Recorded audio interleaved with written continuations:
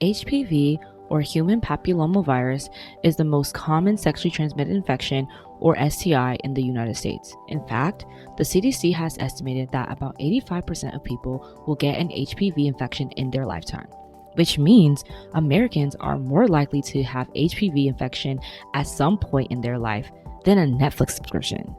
Certain types of HPV also have the ability to cause cancer, most commonly cervical cancer, making awareness that much more important. HPV is a group of more than 200 related viruses broken into two groups, cutaneous and mucosal HPV. Cutaneous HPV refers to the strains that invade and live on cells in the skin. Today, we will focus on mucosal HPV, which infects the mucosal membranes of our bodies and can be transmitted through sexual activity such as vaginal, anal, or oral sex.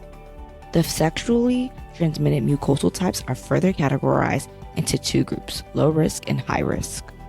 The high risk, there are 13 different high risk strains. These strains have received their name due to their ability to cause cancer in people that have been infected. When a high risk HPV infection persists for many years, it can lead to cell changes that, if left untreated, can worsen and become precancerous and then cancerous. The low risk strains, on the other hand, rarely cause cancer. However, they can cause warts on or around the genitals, anus, mouth, or throat. How to prevent HPV. Now that we have a basic understanding for what HPV is, let's talk about the ways that we can protect ourselves from it.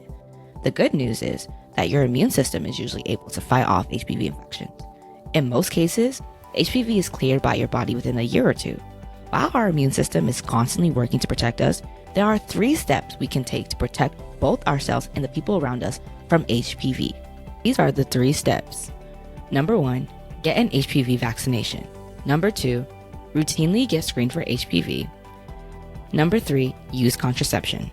According to the National Cancer Institute, the HPV vaccine is estimated to prevent over 90% of cancers caused by HPV infection and genital warts. The HPV vaccine is recommended for routine vaccination when a child is 11 or 12 years old, as this is proven to be the most effective time to begin. However, vaccination can start with children as young as 9 years old.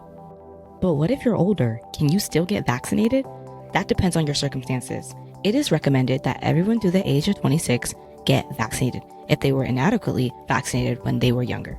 HPV is given as a series of either 2 or 3 doses, depending on age at initial vaccination. Finally, for those aged 27 to 45, vaccination is not recommended for everyone. At this stage, if you are inadequately vaccinated, it's important to talk to your clinician before making a decision.